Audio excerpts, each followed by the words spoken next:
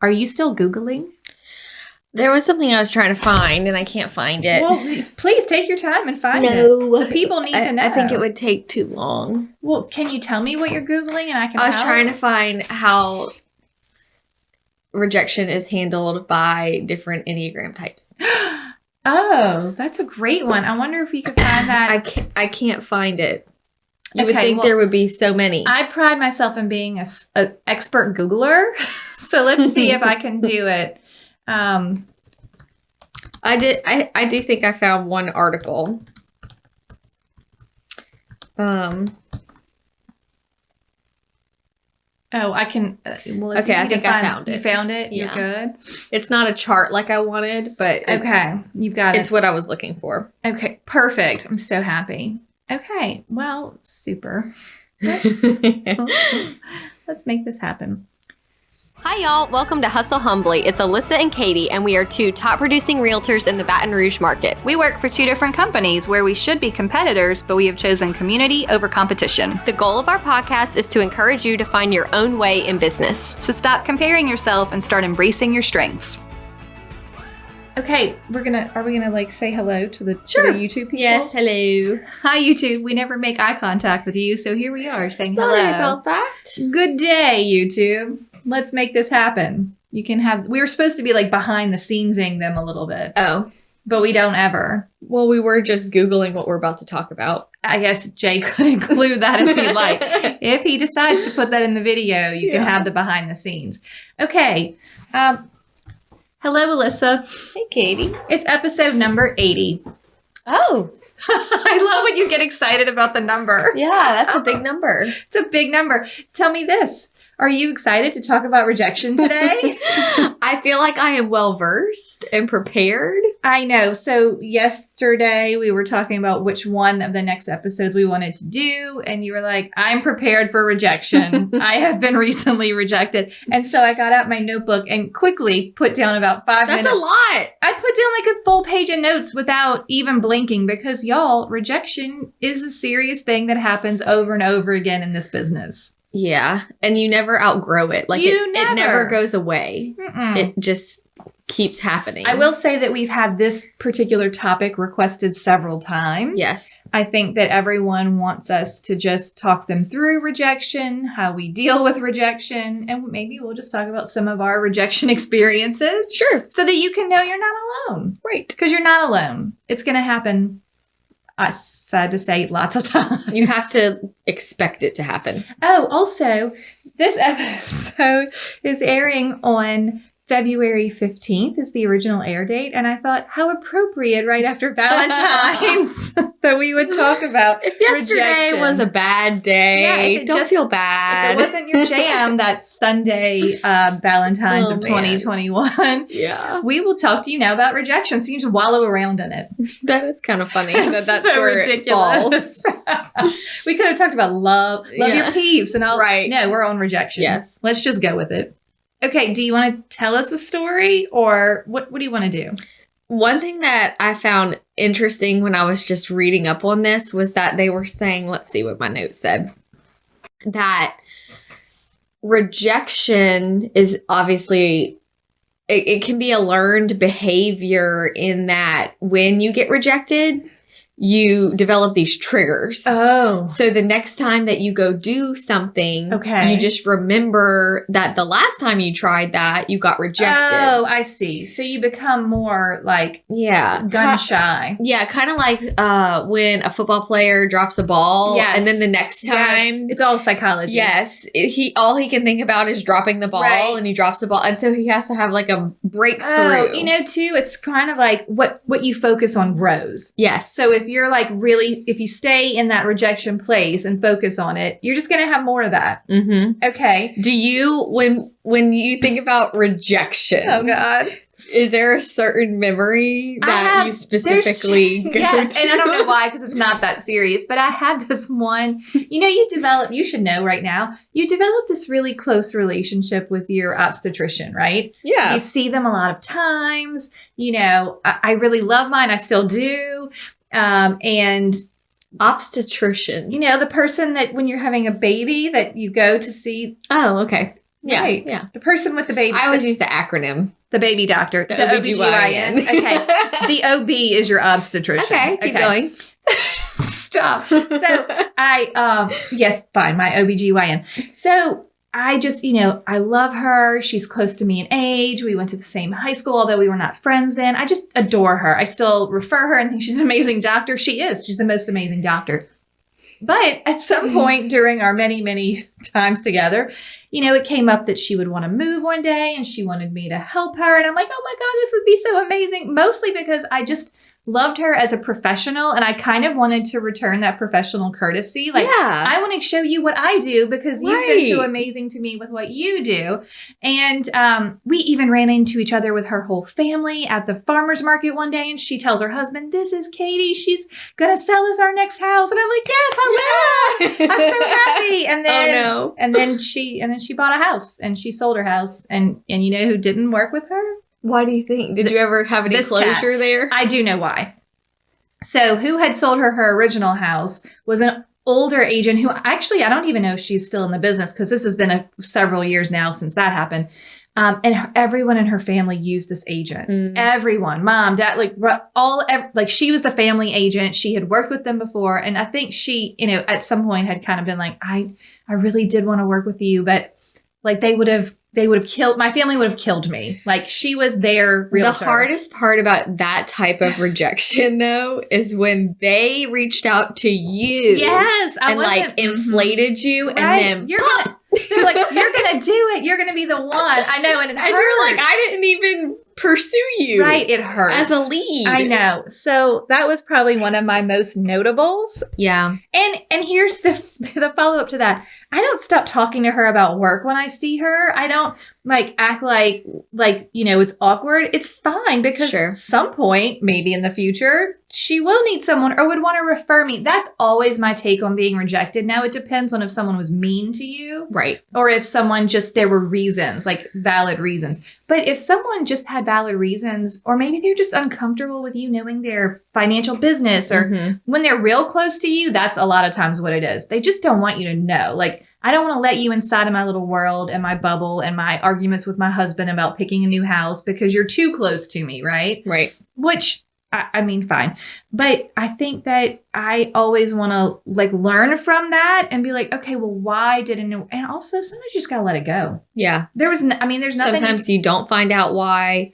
There is no reason. There's nothing you could have done better. Right. But if you did all of your follow-up correctly and they still chose someone else, I mean, that is what it is. But if you can pinpoint where maybe you went wrong, like I had a rejection before with a client who early on in my career, who I was showing homes. She was a first-time buyer, single girl.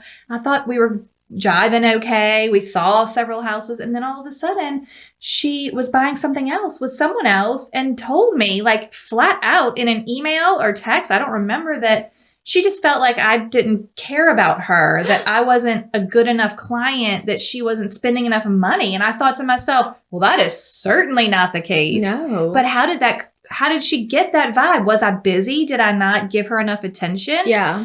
Or was she just feeling insecure about her budget? I don't know. Yeah. I honestly don't know. And we had already become Facebook friends. And then it was weird because we didn't go that far through the process, right? So when we were tight enough to keep being Facebook friends, I'm like, I don't know that I need to see you in your new house now. Right. I feel like I can let you go. Yeah, and they were. It seems like the rejection in the beginning. So for our new agents out there, when you're just getting started, we always kind of refer back to those first year or two, or 3.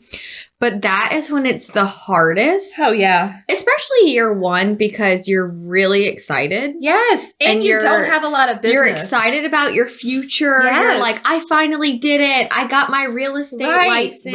Right.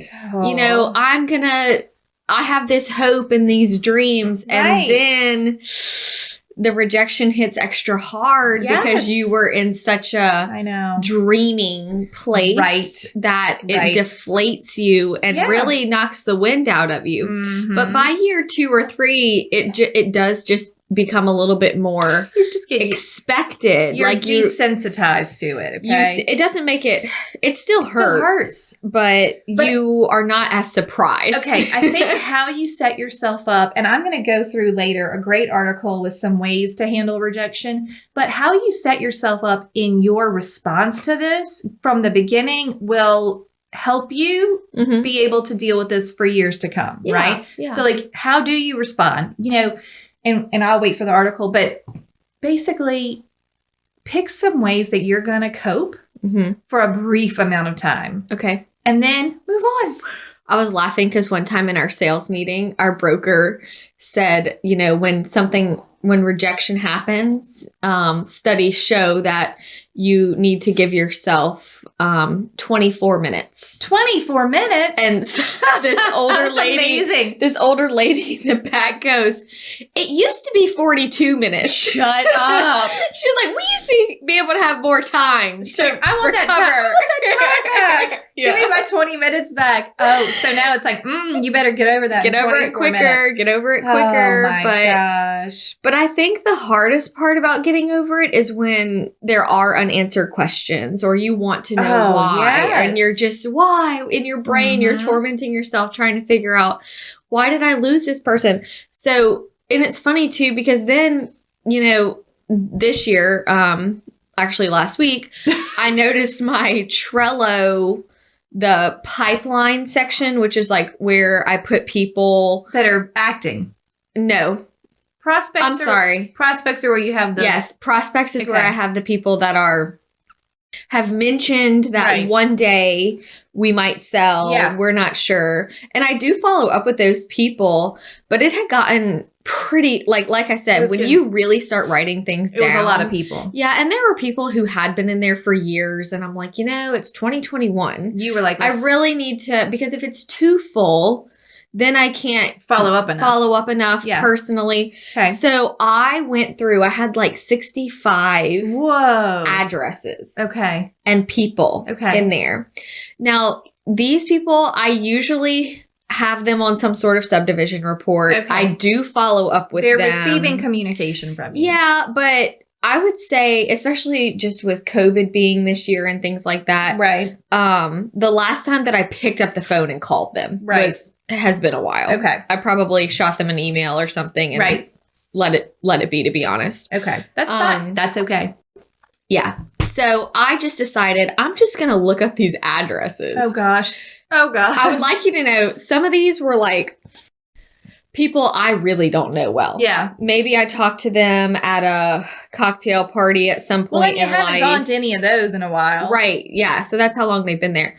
So of the 65, I think 6 of them were listed in MLS in the last 2 to 3 years and had sold. Okay. But it kind of made me go, well, I'm deleting them. And hey, Alissa, they ended up selling. And maybe if you would have been a little more on top of your... Yeah. Did you go look and see who their agents were? I did. And it was all different people. Yeah. And it was interesting to see. And I will be honest, this type of rejection didn't really hurt my feelings. Because you record people on that list that barely, it's real in passing. Yes. Yes. But it also motivated me. Yeah. To be like, maybe I can convert some of these others, because I remember thinking this person's never going to sell. And then they did. Right. And it was all, because I do, like I said, I check in. You said it was 6? Yeah. 6. So 10% of your list. 10% of my list actually ended up selling with somebody. Right. And I'll tell you, it did not matter that they were on a monthly subdivision report. Right. And it did not matter that I sent an email every now and then. Right. Sometimes people have that relationship with somebody else, someone who is checking on them and calling them and really, but I think that's also why you have to clean out your leads periodically. Yeah. Because if there would have been 12 people in that list, I probably would have been calling them a little more frequently. Right. Like I probably would have had more of a personalized follow-up. That's why I think it's important not to hoard leads. Agree. Because then you can actually work them efficiently. And maybe if I would have been more intentional. So it was a really good exercise. It's a nice wake-up call. Yeah, it was. But that's okay. I think we can't always know why people chose someone else. Right. But we want to know. That's the hardest part of dealing with the rejection. If I can at least have the closure of knowing why you chose the other agent, then I'll be like, okay, well, I'm moving on with my life. Can you recall like answers you've got? Because I know both of us try to ask. We try to say, no problem. Thank you. Is there anything I could have done better to improve my business? So I'm not afraid of the confrontation part of it. Now, typically I'm not going to call them on the phone and be like, why didn't you use me? Sure. But I will send a follow-up email that says, hey, I saw on Facebook you bought a house. That's amazing. I hope you have a, easy move, a great time there, whatever nice, and I'm being genuine. I hope it works out well for you. I know we talked about you maybe working with me. Could you give me a little feedback on why you opted to use another agent? Yeah. I'm always looking to improve my business for my next clients. This is so important to ask this question. You cannot be scared to ask this question. And look, if they don't want to answer, they won't respond to the email. Yeah. If they do want to answer and tell me, oh, well, I really had to use my mom's best friend just got her license and my mom would have killed, or they might say, well, I didn't feel like I was in an area that you were comfortable with, or I didn't feel like, and you know what? People don't always answer the email, but one of the recent ones, and I think I shared it on probably one of the staging episodes, I had shown a house to new buyers. I think they were sign calls originally. So they weren't referrals. They didn't know me, but we looked at a house or two.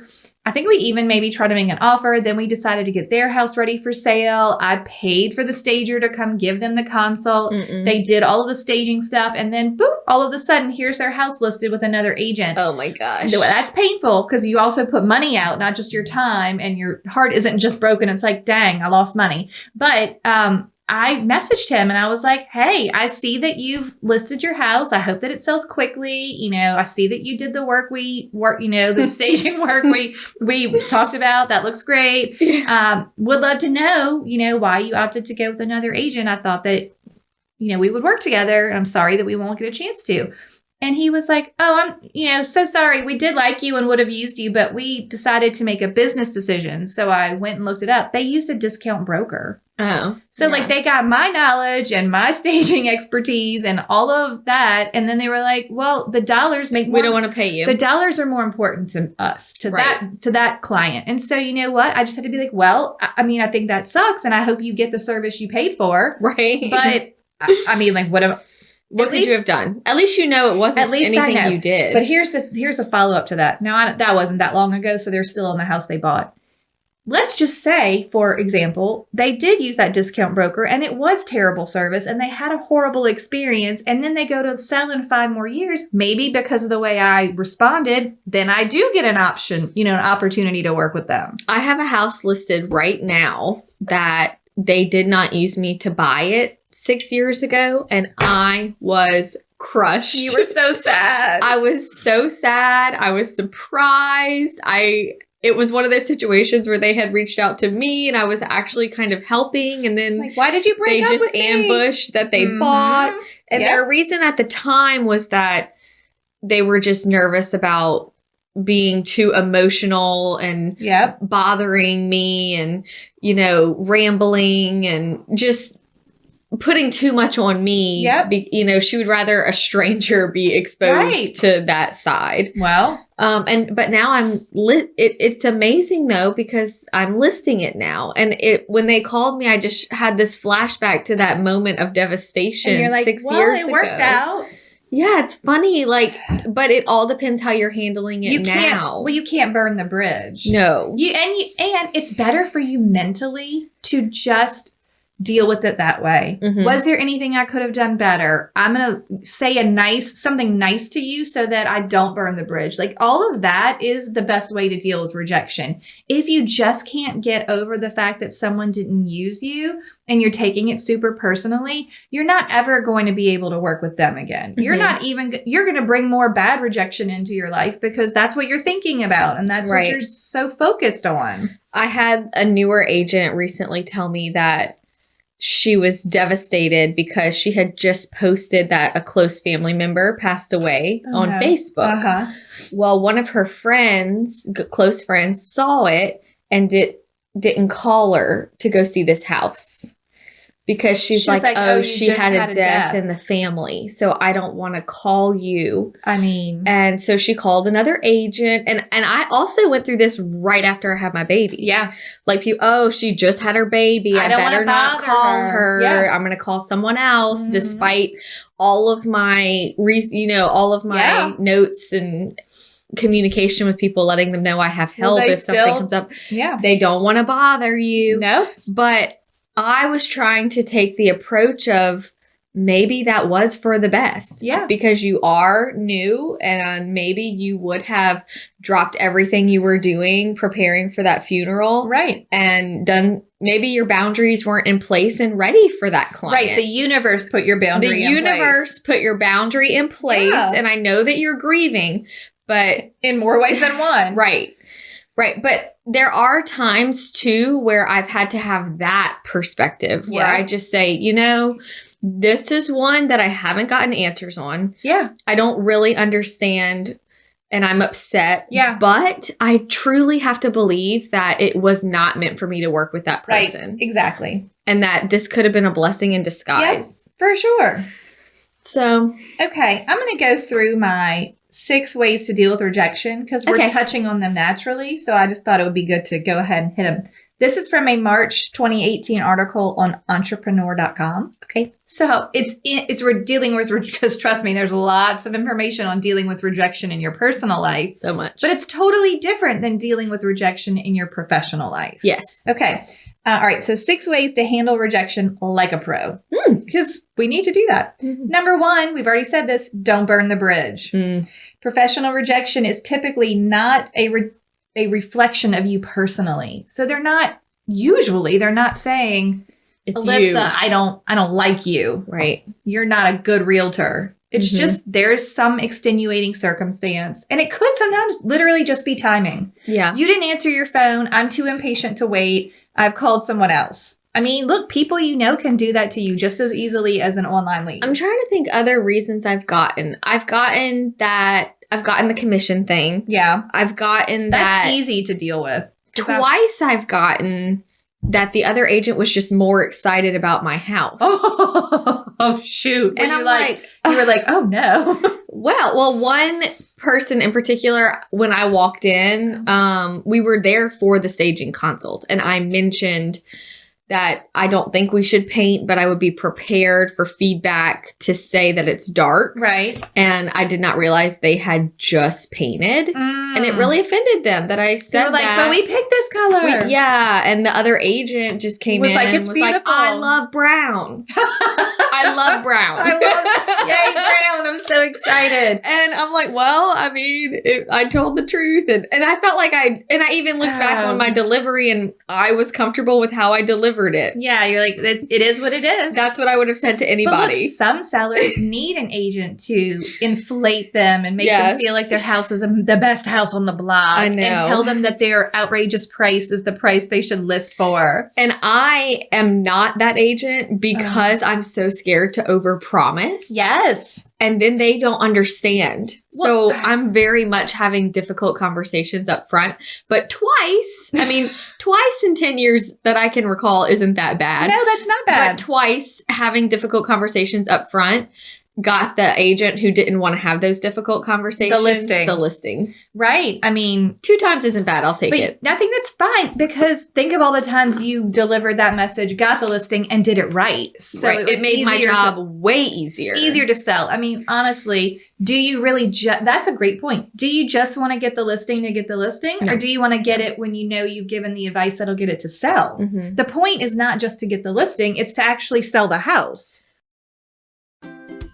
Hello, friends. We are so excited that so many of you are using the template course and the reviews are just pouring in, letting us know that it has helped your business as much as it has helped our business. Yes, listen to this review. Thank you so much for providing this wealth of information, knowledge, in template form. So far, I've used a handful and received positive feedback like, "This is so professional," or "I really appreciate how organized you are." I mean, can you imagine?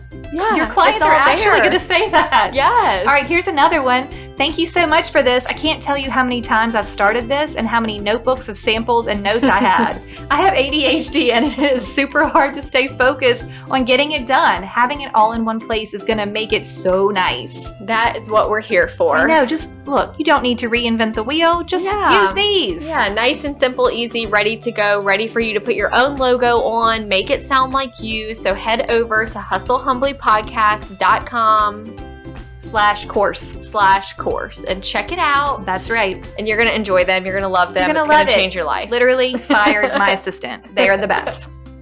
Okay, enjoy the template. Yes, enjoy. Now, before my pre-listing, because I still don't bring anything fancy to the listing. Right. I do have like something I take my notes on, Yeah. and I bring a CMA summary, but I don't bring a fancy glossy listing presentation. Right, me neither. Before the pre-listing email, I went through a phase for a couple years where I was losing listings. Some of it was due to just age and the fact that I look really young and experienced. But I got feedback several times that I didn't have a formal listing presentation. I guess that happens more when you're being interviewed, so they've seen others. Yes.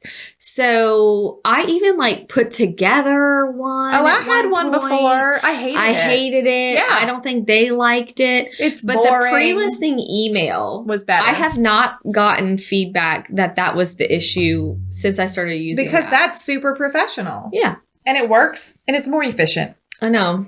I'm trying to think what else, like why else I lost a client. But I've gotten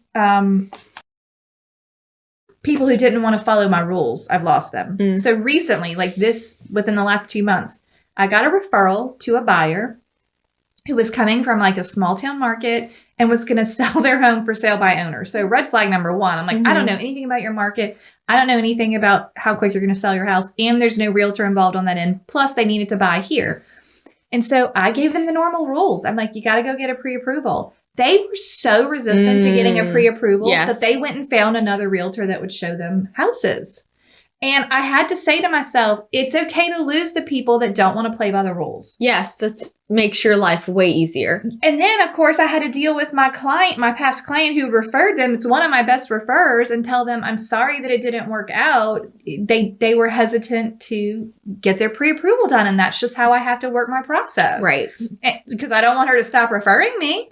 But at the same time, it's like, you got to have, if they don't want to play by the rules, that's one I'm like, well, and it got really weird and awkward too, because the agent they ended up using figured out from the lender. Because see, I had referred them to a lender, which then after they got the houses, after they got their freebie showings, they went to the lender I referred them to. Okay. So then the lender tells the new agent, well, aren't they working with Katy? And the agent's like, what? And then that person calls me and is like, I don't want to step on your toes. And I'm like, look, they weren't comfortable working with me and following my rules. You've already showed them houses. Right. It is what it is. Go forth, sell the house. You know, it just, and honestly, that felt very freeing to me. Well, if they wouldn't follow rule number 1, What else are, yes, you're in for a long haul, and you just don't need that in your life, in your business. Yeah. The other thing I find is you get rejected a lot when buyers don't understand the process. So they're talking to you. Maybe you've even done a showing. And then they talk to another agent, they go do another showing. And then they call a sign and they go do a showing with them. And then they go to an open house and write an offer with a totally different agent. That's on you for not telling them how the system works. Yes. So I feel like that too can be avoided, but it happens. And that's where the buyer rules generated from. Exactly. You get burned and rejected enough times and you say, you know, maybe I need to change something about the way I'm communicating with buyers. They don't know. They don't know. We know. They don't know. And then you get your feelings hurt because you got rejected and you're like, well, how did they know not to go to the model home and talk to the builder's rep? And sometimes it just takes some self-reflection to see how you could improve yourself. Look, if you're busier, then it's harder, right? Yes. Follow-up is hard when you're busy. When you're slow, it's easy. So you get rejected or lose more or more fall through the cracks as you get busier sometimes. 100%. When you're new, that's why the rejection hurts so much when you're new and you have no business, because you're like, that would have made a difference in my financial life, right? Mm-hmm. And in my growing business.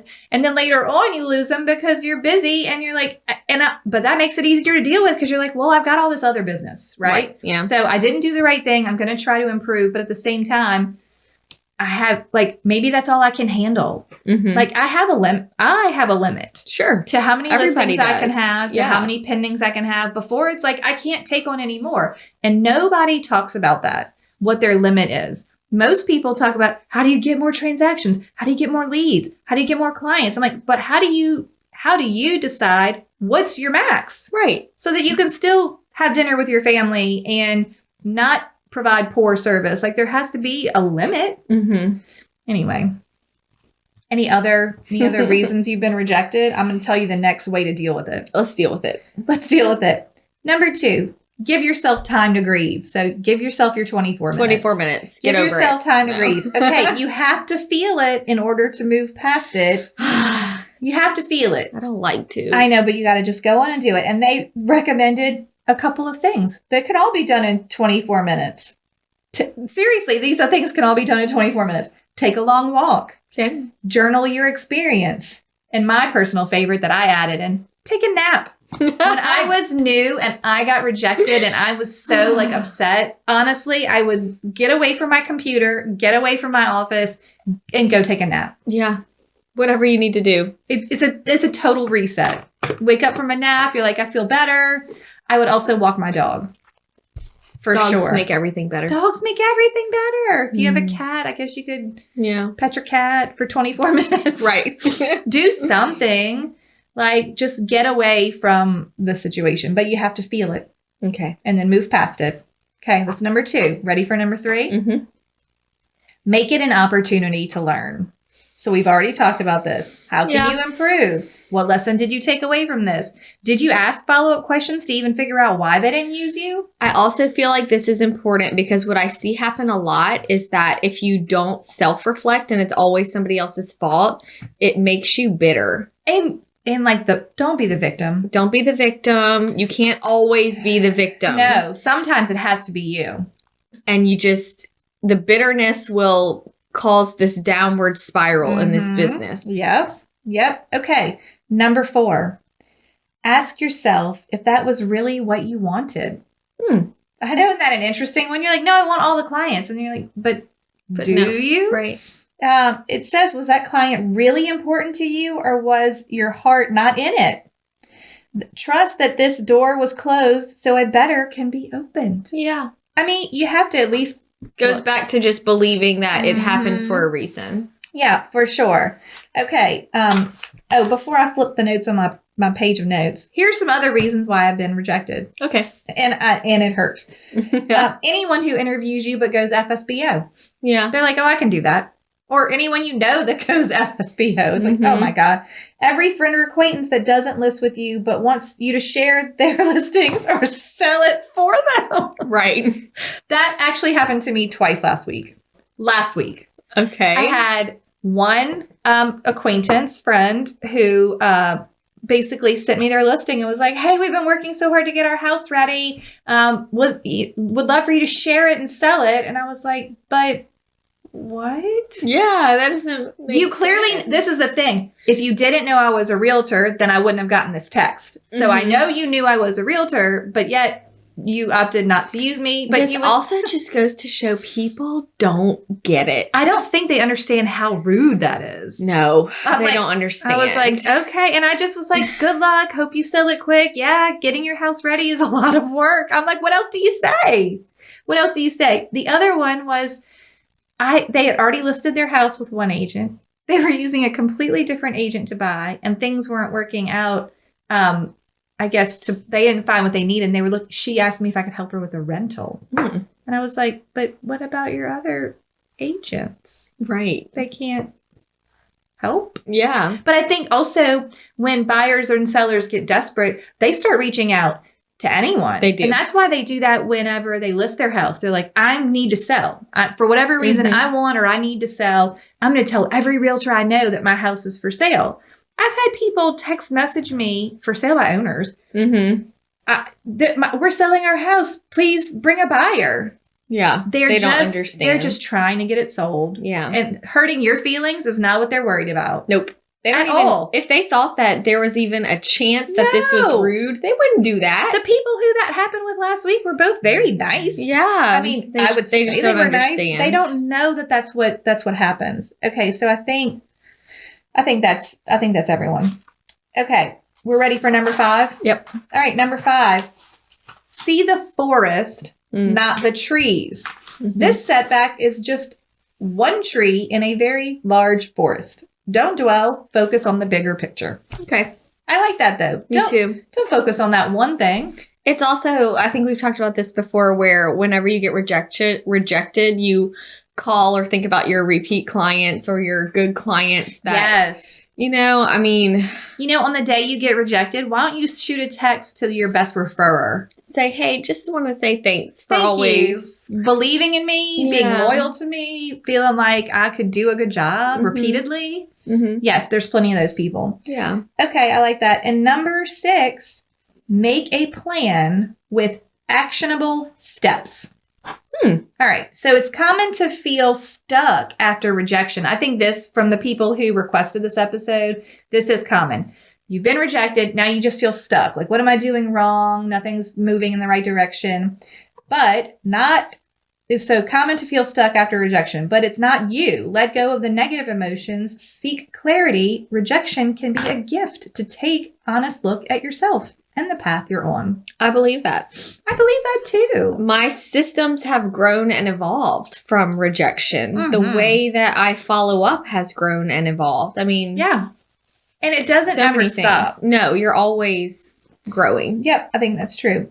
Okay, so I want to also share, while I was looking at this article, some additional resources came up. And one of them was a TED Talk from Amy Cuddy, Amycuddy. Okay. And the minute I read the title, I'm like, I have watched this TED Talk. It's been viewed 59 million times. What? This TED Talk from Amy Cuddy. What's the title? I don't honestly know the title, but it's about body language. Oh. And maybe it talks about power poses. I don't know. But it talks about taking 10 to 15 minutes to practice a confidence pose. And she tells you in the TED Talk exactly what to do and exactly the science behind what it does in your brain. But 2 minutes of posture change can lead to hormonal change in your body. And your body changes your mind. And she said, it's not fake it until you make it. It's fake it until you become it. And I thought, oh, that's really interesting. But she says, if you make yourself big, so for YouTube, like if you make yourself big, like this stance, if you've got your hands behind your head or your hands up in a V or your legs are kicked up on the desk with your hands behind your head, that cheesy, that actually works. Okay. So that's like it brings feelings and hormones of empowerment. Right. You need to take up space. Okay. Now, when you're making yourself small, if you're hunched over, if you're in a classroom and you raise your hand really low, like you're making yourself small, right? So when you make yourself small, you do not build confidence or power. And if you make yourself big, you make yourself actually feel powerful and confident. So, and it said that women were more likely to make themselves small. And the studies, you'll have to go watch the TED Talk, y'all, because it's 20 minutes worth your time. But the study, basically, they did some studies where people were going to a job interview. Okay. So you're going to your listing interview, right?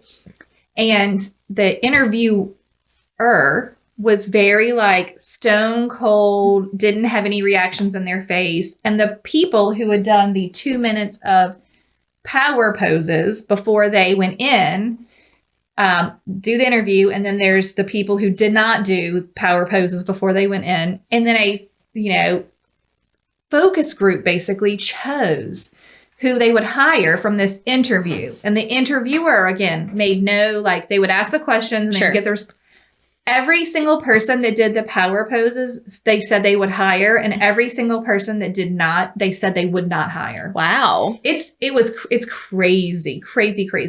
So y'all go look up the TED Talk, learn your power poses, and spend your 2 minutes before your listing appointment or before you make a phone call to that lead or whatever it is that you need to do. You want to take up space. Yeah. Take up space. Well, it's crazy because it all goes back to mindset. Oh my gosh, totally. So the other thing I think I read that you want to listen carefully and know why you were rejected. Mm-hmm. And then there was another TED Talk that linked, and this one was viewed like 20 million times. And I'm like, y'all, I don't watch that many TED Talks, but I had seen both of these. Oh. So they must be like they're famous TED Talks. Rejection is a hot topic. Well, the other one is grit. Oh. This one's from Angela Lee Duckworth. And the key component of grit is having a growth mindset. Yeah. So those are both really, I guess, helpful if you want to learn some science and learn some, tips. Mm-hmm. Do you have any other stories, thoughts, concerns about rejection you want to share with the people? I had researched that 50% of the conversions happen after 4 follow-ups. Oh, that's interesting. Real follow-ups. Right. Not auto seller report. Right. Even That didn't work. That didn't work. That didn't work on those people. Even though it was great information and people like it, it didn't work. It didn't work. But after 4 times, you have a 50% chance of finally converting them. Okay. But people are hesitant to, I already called twice. But latch on to that. I don't After wanna- 4 times, right, you still only had a 50% chance. Yeah, so you're still like, right. if you haven't called at least 4 times, you're still in the trenches. Like You're in your the percentages trenches. are not good. And I think we level this out with, remember, we're not telling you to call 33 times. Nope. Just 4. Just 4. And then I have after that, if there's no responses, it is okay to let them go. Yes. I think this is why it's also really nice to focus on a niche where you're like, I work with move up buyers. I work with first time buyers. Like what messages are you putting out there? Who's going to come to you and feel comfortable that you're there to serve them? Like, I know that when you focus on a geographic area or like just things that people will be like, they're comfortable with you. And the more you put yourself out there personally, like I love chocolate chip cookies and a sweet tea. Mm-hmm. And what do people know about you? Because they want to work with someone that they know, like, and trust. Yes. But how are they going to find out anything about you if all you ever post are just listed, just sold, and we don't know anything about you? Right. So I think that you're going to attract your people, right? Like your vibe should attract your tribe. And you have to put yourself out there to do that. And letting go of some of these leads to allow for more personal follow-up, like we were talking about earlier. I also think it's important to evaluate what else you're doing with your time. Yeah. Are there other things that need to be cut out of your time so that you can dedicate it to the prospecting of people that have actually reached out to you? Because those are real people. Yeah. And usually the stuff you lose, I'll kick myself and be like, I haven't talked to them in a while. Correct. Me too. I mean, it's never like, oh, I just talked to them yesterday and they burned me. I mean, sometimes, but very rarely. That happens less and less. Yeah. But it still happens. With a good system, it will happen less and less. Right. Okay. Anything else? I do have rejection by Enneagram type. Oh, please. Will you tell me how I handle rejection? I'm a 2. Okay, let's see here. Let's start with the 1s. They're perfectionists, Yes. so this is really going to hurt them. So, yes, type 1, the perfectionist, also known as the improver. They are most terrified of rejection because it points out their imperfections. That's true. So they are worried that they are being misinterpreted. They are not meeting expectations. Okay. They have disappointed people. Oh, yeah. Like, I'm not perfect. Oh, So no. That's hard. to all our 1s out there, I can relate to that. I can too. My 1 wing is strong. Yes. I'm a both. Like I'm a 2-3, but that 1, I feel it. Mm-hmm. So type 2, Tell the me. helper, Yes. also what are they? Oh, the host. The host. The 2, 3 yes. is the host. Go. Your underlying fear is being unloved or unwanted by others. It is a more personal rejection and has more to do with relational tension. Yeah. So like you don't want to see them if it hasn't been addressed, which is why you probably like to address it. I just want to address it. You just want to address it so that way we gotta move past we're good. We're still friends, right? You still like me? See, you still like me. You're right. I couldn't have them be like, I don't like you. Right. Oh my gosh. What's the 3? Tell us yours. Okay, so I am 3, the achiever, and my underlying fear is not being valued. So being underachieving, unproductive, they don't think I'm actually valuable, and this is so true. True. It also irritates me when people say, "You're in real estate? Is it so much fun?" I'm like, oh, it just, something about it makes me feel belittled. You're like, I'm working very hard over here. Yes, I'm a hard worker. I don't just have fun. And I'm like, very valued and important. yes. But that's true. It offends me. Okay, I like that. What's I was 4? legit doing blood work the other day for one of my pregnancy things. And the girl doing my blood work was like, oh gosh. I'm going to do real estate too. 2? Yeah. Mhm. Along with I'm just like, phlebotomy? okay, right. Yes. So, okay, because sure. it's just so easy. You're like, you should, right. Mm-hmm. But yeah, anyway. Really, can I point you in the direction of us? Humbly? Right. Okay, type 4, the individualist. Okay. The underlying fear is being abandoned because you are too much. Oh. The fear is that they were misunderstood or dismissed. Okay. Or even stereotyped. Okay. Just like, I don't like realtors. Yeah. I don't want to work with a realtor. Right. Oh, interesting. Type 5, the investigator. The underlying fear is that they won't be able to function successfully in the world. Oh, no. Like maybe I'm not good at this at all. Oh, like they want to be like, I'm out. Yes, they feel helpless. They feel incapable. Oh, no. They feel like they don't have the resources they need. Like maybe this is just not. Oh, they don't have enough tools. Mm-hmm. Oh. I need to have more resources, more tools. That's interesting. Okay. Deep down, they feel incompetent and incapable. Like they're not prepared. Okay. Interesting. Very. Tell us about the 6. Type 6, the loyalist. The bottom line is that your fear is everything will go wrong. That's so right. Everything is going to go wrong. It's all going to be wrong. There's trust issues. Oh, man. You feel like you don't have the support of that person. Right. Deep down, there's no security. Right. So you just feel vulnerable and rejected in the fact that they like abandoned you. That's painful. That they left you. Why do we think that's so funny? I feel bad. It's Sorry, true. 6s. That's true, though. Okay, type 7. I haven't read these yet. So they're really hitting you? They're funny. They're really hitting you. But type 7, the enthusiast. The underlying fear is pain. Okay. They don't want to feel it. Because they're so like, they just are like, happy-go-lucky. Let's not acknowledge that anything's they don't want to feel actually it wrong. to move through it. Okay. Yes. They also fear not having options and like they are missing out on new people. Oh. So 7s also tend to be like, I kind of want to be everybody's realtor. Yeah. Like I don't want to miss out. Yeah, I want to just do that it sounds all. like fun. We gotta do it. Okay. This is good. Oh. They don't want to. Well, it does say that like their freedom is important to them. Okay. So, well, they might count that rejection as a blessing. yes, they might Move on. Mm-hmm. Okay, type 8 is the challenger. 8. Yeah, their underlying fear is being controlled. Oh. So rejection and betrayal really just makes them go, well, fine, you're just not in my life anymore.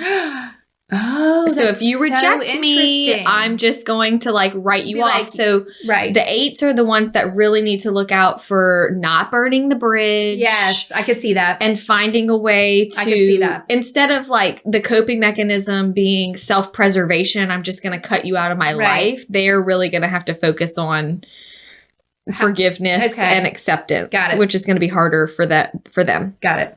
And then finally, type 9, the peacemaker. Oh, yeah. Their fear is that they are going to be separated from others. They don't want the loss. Like, Okay. oh man, is our friendship over? Right.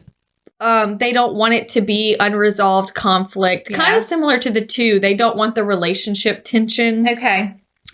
But deep down, they just want to feel at peace So if they can understand, They need to know the why. They need to know the why Got so it. that they can be at peace with themselves. Oh, Yes. that's amazing. Wasn't that good? That was so good. If you haven't listened to our Enneagram episode, go back to that. Go back. It's a good one. It's so fun Mhm. because it really is accurate. Okay, well, that's amazing. Are you ready for a toast? I am. Oh my God, I'm so excited. Today's toast comes to us from a local agent in Baton Rouge, Jada James. Okay. Jada wants to toast to Sherry Mack. Oh, I who- love her. I know, she's in my office. Oh, I know. I And forgot Jada about wanted to say she's doing awesome and killing it in her first year solo. So she was on a team before. Now she's solo and making it happen. I think she's, in fact, starting to build her own team. So cheers to Sherry. I know that why am I saying Sherry? You know why? Why? Because in my other office, it was a Sherry spelled like that. It's Cherie. Cherie. I swear. Yes, it's Cherie. So what's funny is when I was 15 and wanted to work, but you couldn't really work anywhere until you were Yes. 16, Uh-huh. I ended up getting a job at Raising Cane's. Okay. The chicken finger place. That's a I don't great know place to if work. that is a national. It's pretty national at Yeah. this point. It did start here though. Here, in Baton Louisiana. Rouge. Yeah, Baton Rouge. Yep. But anyway, Cherie worked there. With you? Yeah, well, that's how we met, was through I worked there for like 3 years. Wow. And so yeah. Oh, that's amazing. And I also did not know that. And when she was brand new, like before she ever got into real estate, Uh-huh. I think she messaged me on Facebook Oh, I and was love like, it. I think I want to get into it. I'm like, Oh. I didn't know this is who we were toasting today. So I wish I would have Oh, you would have been more prepared? looked it up. Well, but, shoot. But yeah, so that's how I met through chicken fingers. Through chicken fingers. Yeah, and now we're both in real estate. And she's so good at it. She is good. She's so good at it. She's a good people person. I know. Okay, Cherie. Mm-hmm. Why did I say Cheers it? to you. Cheers to you. We love you. You're amazing. You're doing a great job. And Jada wants to say cheers to you specifically. Yeah. Awesome. Okay, y'all have an awesome day. Bye. Bye, friends. Thank you so much for tuning in to the Hustle Humbly podcast. Let us know who we should toast to for the next episode. Be sure to follow us on Facebook and Instagram at Hustle Humbly Podcast. If you have an episode, topic, or question, please email us at hustlehumblypodcast@gmail.com. Be sure to subscribe to the podcast and leave a review. See you next week. Bye. This is the good life.